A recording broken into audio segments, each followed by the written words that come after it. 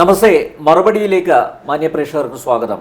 CPIയുടെ സമുന്നതനായ നേതാവും മുൻ മന്ത്രിയുമായ സി ദിവാകരനാണ് മറുപടിയുടെ ഈ അധ്യായത്തിലെ അതിഥി. അദ്ദേഹത്തെ സ്നേഹാദരങ്ങളോടെ സ്വാഗതം ചെയ്യുന്നു. മറുപടിയിലേക്ക് സ്വാഗതം. തെരഞ്ഞെടുപ്പ് ഫലമാണ് വിഷയം. കേരളത്തിൽ ഇടതുമുന്നണിക്ക് ശക്തമായ തിരിച്ചടി ഉണ്ടായി. അത് അംഗീകരിച്ചേ മതിയാവും. അതിനിപ്പോൾ പല ന്യായങ്ങളും CPM സംസ്ഥാന സെക്രട്ടറി ഉൾപ്പെടെയുള്ളവർ നിരത്തുന്നുണ്ട്. പക്ഷേ ഇവിടെ സംഭവിച്ചിരിക്കുന്നത് എൻ്റെ ഒരു നിരീക്ഷണത്തിൽ ശക്തമായ പിണറായി വിരുദ്ധ തരംഗം ഉണ്ടായില്ലേ കേരളത്തിൽ? ഞാൻ അങ്ങനെ കാണാൻ ആഗ്രഹിക്കുന്നില്ല, ഞാനങ്ങനെ കരുതുന്നുമില്ല. ഒരു വ്യക്തിയെ കേന്ദ്രീകരിച്ച് ജനങ്ങളിങ്ങനെ ഒരു അമർഷം കാണിച്ചതെന്ന് പറയുന്നതിൽ അർത്ഥമില്ല. നേരെ മറിച്ച് അതൊരു രാഷ്ട്രീയ അഭിപ്രായമാണ്, ജനങ്ങളുടെ ഒരു സൂചനയാണ്. ജനങ്ങൾ ആരുടെയും അധീനതയിലല്ല, അവർ സ്വതന്ത്രമായി ചില സന്ദർഭങ്ങളിൽ പ്രതികരിക്കുമെന്നുള്ളതാണ് ഈ തെരഞ്ഞെടുപ്പിൻ്റെ ഏറ്റവും വലിയ റിസൾട്ട്. ഒന്നാമത് ഈ പിണറായി വിജയനും ഈ തെരഞ്ഞെടുപ്പുമായിട്ട് അങ്ങനെ കണക്ട് ചെയ്യേണ്ട കാര്യമില്ല. ഇത് ഒരു ദേശീയ തെരഞ്ഞെടുപ്പാണ്. 18ാം ലോകസഭയിലേക്ക് നടന്ന ഒരു ചരിത്രപരമായ ഒരു തെരഞ്ഞെടുപ്പാണ്. അതിൽ ഏറ്റവും കൂടുതൽ പഠന വിധേയമാക്കിയതും ആക്കേണ്ടതും എല്ലാം കേന്ദ്രത്തിൽ നിലവിലുണ്ടായിരുന്ന ഗവൺമെൻറ്റിൻ്റെ പ്രവർത്തനങ്ങളാണ്. നരേന്ദ്രമോദിയുടെ 10 വർഷത്തെ ഭരണത്തിൻ്റെ വിധിയെഴുത്താണ് യഥാർത്ഥത്തിൽ ഇവിടെ നടന്നത്. വേണമെങ്കിൽ കേരളത്തിലെ സംസ്ഥാന ഗവൺമെൻറ്റിന് ചില നടപടിക്രമങ്ങൾക്ക് ആളുകൾക്ക് ഒരു അമർഷം തോന്നി എന്ന് വേണമെങ്കിൽ പറയാം, ന്യായമായിട്ട് പറയാം. അവസരം കിട്ടിയപ്പോൾ പ്രതികരിച്ചിരിക്കാം. പക്ഷേ എന്താണ് ഈ തെരഞ്ഞെടുപ്പിൻ്റെ ലക്ഷ്യം? പുതിയ ഗവൺമെൻറ് ഓഫ് ഇന്ത്യയാണ്, പുതിയ ഇന്ത്യയുടെ നേതാവാണ്, പുതിയ ഇന്ത്യയുടെ പാർട്ടിയാണ്. ഒരു വലിയ 10 കൊല്ലത്തെ ഭരണം കഴിഞ്ഞ ഒരു വ്യത്യസ്തമായ ഭരണമായിരുന്നു.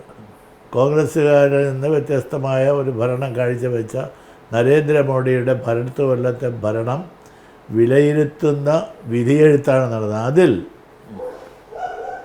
BJP പഴയ കാലങ്ങളിൽ പറഞ്ഞ അവകാശവാദങ്ങൾ ഒളിഞ്ഞുപോയി. കഴിഞ്ഞ 2 തവണയും BJPക്ക് ഒറ്റയ്ക്ക് ഭൂരിപക്ഷം ഉണ്ടായിരുന്നു. ഈ തെരഞ്ഞെടുപ്പിൻ്റെ ഫലം പുറത്തു വന്നപ്പോൾ BJPക്ക് മറ്റ് ഘടക പാർട്ടികളുടെ സഹായമില്ലാതെ ഒരു ഗവൺമെൻറ് രൂപീകരിക്കാൻ സാധ്യമല്ല എന്ന പരിങ്ങലിലേക്ക് വന്നു. അതും മാറി മാറി രാവിലെ ഒരു പാർട്ടി വൈകുന്നേരത്തെ വേറൊരു പാർട്ടിയാകുന്ന നിതീഷ് കുമാറും നമ്മുടെ ആന്ധ്രയിലെ ചന്ദ്രബാബു നായിഡുവും അവരുടെയൊക്കെ പിന്നിൽ ഈ BJP അതിൻ്റെ പടിവാതിൽക്ക് പോകേണ്ടി വന്നു എന്ന് പറയുന്നത് BJPയെ സംബന്ധിച്ച് ജനങ്ങൾക്കുണ്ടായിരുന്നൊരു വലിയ പ്രതീക്ഷയ്ക്ക് മങ്ങലേറ്റിരിക്കുകയാണ്.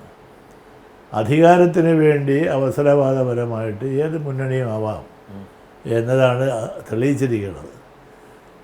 ഗ്യാരണ്ടി എന്ന് പറഞ്ഞാൽ അദ്ദേഹം ഒരുപാട് ഗ്യാരണ്ടി പറഞ്ഞു. അദ്ദേഹത്തിൻ്റെ സ്വന്തം പാർട്ടിക്ക് പോലും ഗ്യാരണ്ടി ഇല്ലാതായിപ്പോയി. BJPക്ക് ഒറ്റയ്ക്ക് ഇനി ഭൂരിപക്ഷം കിട്ടുമെന്ന് ചരിത്രത്തിൽ ഉണ്ടാവാനേ പോകുന്നില്ല. മാത്രമല്ല BJP നരേന്ദ്രമോദി അദ്ദേഹം വളരെ പ്രശസ്തനായ വ്യക്തിയാണ്. എനിക്കതിലൊന്നും അഭിപ്രായ വ്യത്യാസമില്ല. ലോകത്ത് മുഴുവൻ വളരെ പ്രശസ്തനാണ്. പക്ഷെ അദ്ദേഹം തൻ്റെ സ്വന്തം രാജ്യത്തെ പ്രതിപക്ഷങ്ങളെയും വ്യക്തികളെയും എല്ലാം അണ്ടർ എസ്റ്റിമേറ്റ് ചെയ്തു.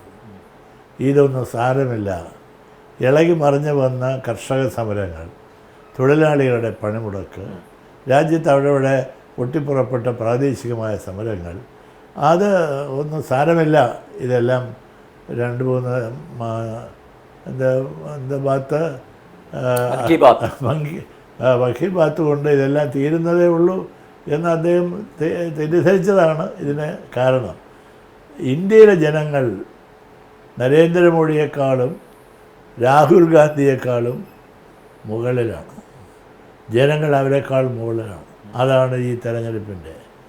ജനങ്ങൾ ആരുടെയും അടിമയല്ല. ജനങ്ങൾ അവരുടെ അനുഭവങ്ങളും നിർഭയമായ അവരോട് എന്താ ഈ രാമക്ഷേത്രം പണിതിടത്ത് ആ മണ്ഡലം പോലും പോയതെന്താ ബി ജെ പിക്ക്?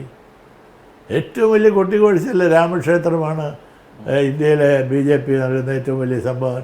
എന്താ ഫൈസാബാദിൽ അവിടെ തോറ്റുപോകാൻ കാരണം എന്താ?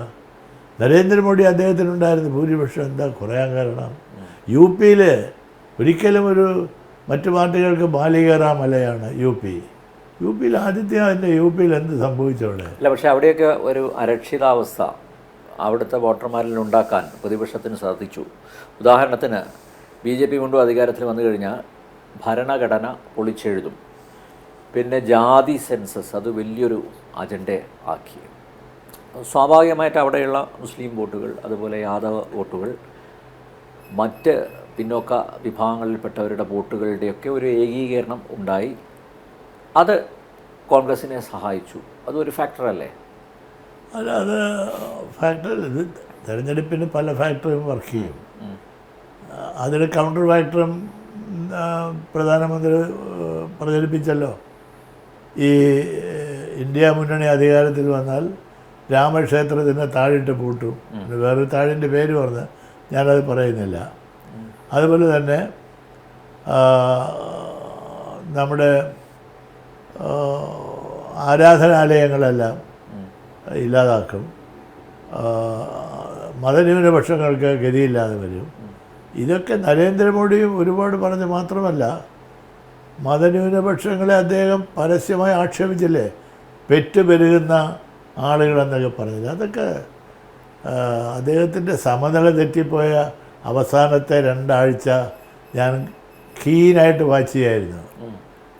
അതിഭയങ്കരമായ ക്യാമ്പയിനറായിട്ട്, ലോകം മുഴുവൻ ശ്രദ്ധിക്കുന്ന ക്യാമ്പയിനറായിട്ട് ഇന്ത്യയിലെ തെരഞ്ഞെടുപ്പിൽ മുന്നോട്ട് വന്ന നരേന്ദ്രമോദി അവസാന ലാപ്പിൽ താഴെ വീണ് പാടില്ലാത്തതെല്ലാം താനൊരു പ്രധാനമന്ത്രിയാണെന്ന് പോലും ഓർമ്മിക്കാതെ അദ്ദേഹം പറഞ്ഞതിൻ്റെ ഒരുപാട് ഫലങ്ങളുണ്ടായി. പ്രതീക്ഷ സീറ്റുകൾ ലഭിച്ചില്ലെങ്കിലും വീണ്ടും അധികാരത്തിൽ എത്തിയിരിക്കുന്നു. തിരുത്താനുള്ള ഒരു അവസരം കൂടിയല്ലേ? ഇപ്പം നോക്കൂ, നേരത്തെ താങ്കൾ ചൂണ്ടിക്കാണിച്ചതുപോലെ ഒരു അപ്രമാദിത്വം അല്ലേ? അതാരും കാണിക്കാൻ പാടില്ല. അതെ, ആരും കാണിക്കാൻ പാടില്ല. അഹങ്കാരം, അഹംഭാവം, അഹന്ത, ഇതൊന്നും ഭരണാധികാരികൾക്ക് ഭൂഷണമല്ല. ഒരുപക്ഷെ അതിനുള്ള ഒരു മറുപടി അല്ലെങ്കിൽ അതിൻ്റെ ഒരു പ്രതികരണമായിരിക്കും ഒരുപക്ഷെ ജനവിധി അല്ലേ? ഇപ്പോൾ നോക്കൂ, ഈ വരുന്ന 5 വർഷം തിരുത്താനുള്ള ഒരു സമയം കൂടിയല്ലേ? ശരിയാ. പക്ഷേ 5 വർഷം അദ്ദേഹത്തിൻ്റെ ഗവൺമെൻറ് ഇവിടെ ഉണ്ടാകും. എനിക്ക് ചന്ദ്രബാബു നായിഡുവിനെ, നിതീഷ് കുമാറിനെ ഒരു വിശ്വാസമില്ല. നിതീഷ് കുമാറും പാലം വലിച്ചാലും പിന്തുണക്കാൻ ഇന്ത്യ സഖ്യത്തുന്ന ആൾക്കാരുണ്ട്. എന്തായാലും നരേന്ദ്രമോദി പ്രധാനമന്ത്രിയെ 5 വർഷം പൂർത്തിയാക്കും. അല്ല, 5 വർഷം അദ്ദേഹം പൂർത്തിയാക്കില്ല എന്ന് അനിൽ നമ്പ്യാരെ ഞാനിവിടെ വെച്ച് നിങ്ങളുടെ ചാനലിൽ ഞാൻ പറയാണ്, മറുപടിയിൽ ഞാൻ പറയാണ്, ഇത് 5 വർഷം പൂർത്തിയാക്കില്ല.